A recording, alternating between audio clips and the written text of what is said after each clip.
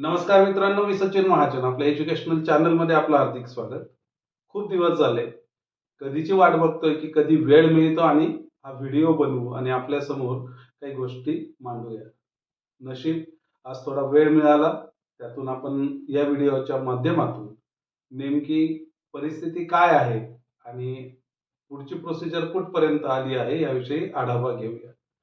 तर मित्रांनो, साधारणपणे 5 लाख लोकांच्या अकाउंटमध्ये पैसे आलेले आहेत. त्यापैकी 2 लाख लोकांच्या अकाउंटमध्ये पैसे येणं बाकी होतं. 2 लाख किंवा त्यापेक्षा जास्तही असू शकतं. तर मित्रांनो, त्यामध्ये नेमकं कारण काय होतं, की पैसे का आले नाहीत? बऱ्याच जणांना आलेत, बऱ्याच जणांना आले नाहीत. न येण्यामागचं कारण होतं, आपण फॉर्म भरत असताना केलेल्या चुका. उदाहरणार्थ, बँक अकाउंट डिटेल्स आपण बरोबर टाकलेले होते, परंतु ते बँक अकाउंटच चालू नव्हतं. पैसा जाणार कुठे? तो तिथपर्यंत गेला आणि तेथून परत आला. आपल्यापर्यंत पोहोचला नाही. मग याला उत्तर काय? यासाठी काय करावं लागेल? अनेक जणांचे प्रश्न येत होते. तर यासाठी साधारण 1.5 महिन्यापासून ही प्रोसिजर चालू आहे. मी मागच्या व्हिडिओमध्येही आपल्याला सांगितलं होतं, की साधारणपणे अशी एक वेबसाईट आहे, जी मी आपल्या डिस्क्रिप्शन बॉक्समध्येही टाकलेली होती. परंतु त्या व्हिडिओच्या वेळेस कुठल्याही प्रकारची प्रोसिजर सुरू झालेली नव्हती. फक्त pancardclubs.com/#क्लेमंट्स डिटेल्स या नावाने एक वेबसाईट आहे, जी मी परत डिस्क्रिप्शन बॉक्समध्ये टाकणार आहे. तर त्या वेबसाईटवर आपल्याला जायचं आहे आणि त्या ठिकाणी आपल्याला मिसिंग बँक डिटेल्स बघा, त्यामध्ये 7 ते 8 ऑप्शन्स येतात. Clarification, then certified copy, return payment list, missing bank details, FC list आणि पोर्टल, असे 6 वेबसाईट आपल्याला दिसतात किंवा साईट दिसत आहेत. तर त्यामध्ये आपल्याला पैसे आलेत की नाही, बऱ्याच जणांना आले पण माहीतच नाही आलेत की नाही आले. काहींना पॅन कार्ड क्लब्स नावाने आले, काहींना वेगळ्याच नावाने आले. मग बऱ्याच जणांना साशंकता निर्माण झाली की पैसा आलाय की नाही. ते जर बघायचं असेल तर मिसिंग बँक डिटेल्स या कॉलमला जर आपण क्लिक केलं तर आपल्याला त्या ठिकाणी वरती नाव टाकायचं असतं. फॉर एक्झाम्पल माझं नाव सचिन अशोक महाजन नाव टाकलं. माझं नाव जर त्या यादीत येत असेल, then I have to fill the form. मला तो फॉर्म भरावा लागेल. मग तो भरायचा कसा? अतिशय सोपी प्रोसिजर आहे. मी जस्ट एक माझ्याच नातेवाईकाचं नाव आलेलं नव्हतं, तर मी जस्ट तो फॉर्म भरला आणि लगेच हा व्हिडिओ बनवायला घेतला. तर आपल्याला करायचं काय? पहिल्यांदा मिसिंग बँक डिटेल्स मध्ये आपलं नाव चेक करा. जर नाव नसेल, यू आर लकी, तुमचे पैसे आलेले आहेत. जर नाव असेल तर प्रोसिजर काय? तर आपल्याला त्याच वेबसाईटमध्ये एक पोर्टल नावाचं ऑप्शन येतं.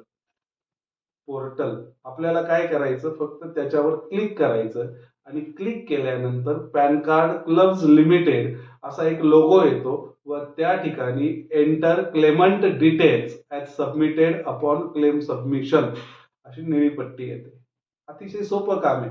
ईमेल आय डी आपण ज्यावेळेस फॉर्म भरला होता व तो भरत असताना जो ईमेल आय डी यूज केलेला होता तो तिथे टाकायचा.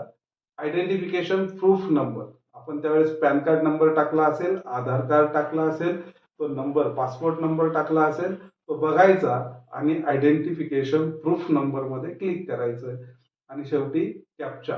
कॅप्चा म्हणजे जो अक्षर अंक दिलेले असतात ते व्यवस्थित टाकायचे आणि एक चौकोनी कॉलम येतो त्यावर क्लिक करायचं आणि लॉग इन करायचं.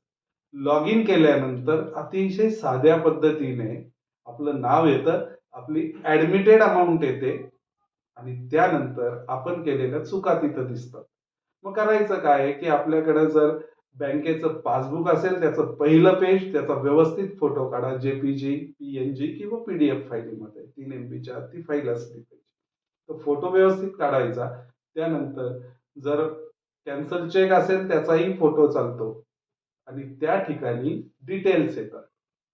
मग काय करायचं, आपलं नाव आलेलं असतं, त्यापुढे लिहिलेलं असतं bank details, saving bank account number. मग तिथं एक डॅश आलेली असते ती डिलीट करा. तिथं लगेच आपला अकाउंट नंबर टाका. आयएफएससी कोड विचारला आहे तो टाका, जो चेक वरती आहे, बँकेच्या पासबुक वरती पण आहे. त्यानंतर ब्रांच कुठली आहे ते टाका आणि कोणती बँक आहे ते पण टाका. हे 4 प्रश्न तिथं विचारलेले असतात.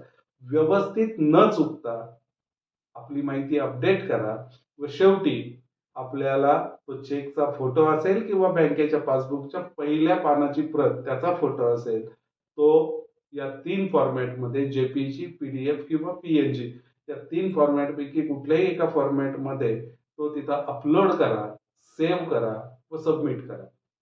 अतिशय सोप्या पद्धतीने आपण ही गोष्ट केल्यानंतर 31 जानेवारी नंतर म्हणजे फेब्रुवारीच्या पहिल्या किंवा दुसऱ्या आठवड्यामध्ये मे बी आपले पैसे परत सेकंड लॉट येण्याचे चान्सेस दिसत आहेत. तर मित्रांनो, ज्या लोकांचा हा फॉर्म भरणं बाकी असेल, आता मुदत बघाल तर फक्त 31 जानेवारी ही शेवटची मुदत आहे. आपण 25 जानेवारी समजा, जेणेकरून आपलं काम फास्ट होईल.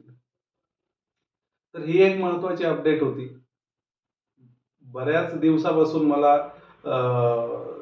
व्हिडिओ बनवायचा होता, आपल्यापर्यंत पोहोचायचं होतं. परंतु मी क्षमस्व आहे. 10वी बोर्डाच्या एक्झामिनेशन्स आलेल्या आहेत. त्यामुळे माझे 10वीचे क्लास आहेत नाशिकमध्ये, श्री आदर्श क्लासेस म्हणून.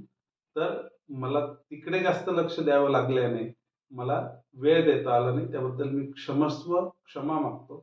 परंतु ज्यांचे कुणाचे हे फॉर्म्स भरलेले नाहीयेत, हा शेवटचा चान्स आहे. याच्यानंतर फक्त पैसेच येतील. आपल्याला कुठलीही संधी मिळणार नाही. तर मित्रांनो, हात जोडून विनंती करतो की ज्यांचे कुणाचे फॉर्म भरलेले नसतील त्यांनी हे मोबाईलवरही भरू शकतात, लॅपटॉपवरही भरू शकतात. फक्त इंटरनेट सेवा उपलब्ध असावी. परत सांगतो, याची वेबसाईट किंवा याची साईट मी तुम्हाला लिंक डिस्क्रिप्शन बॉक्समध्ये देतोच. आणि कुणालाही काही अडचणी असतील कमेंट बॉक्समध्ये टाका. मी प्रयत्न करेल उत्तरे देण्याचा. ओके. तर सगळं काही व्यवस्थित चालू आहे. सेकंड लॉट लवकरच आपल्यापर्यंत येणार आहे. तर मित्रांनो, हीच गोष्ट मला सांगायची होती. तर सगळ्यांनी हा फॉर्म भरून घ्या. बस. धन्यवाद. पुन्हा भेटूया. नमस्कार.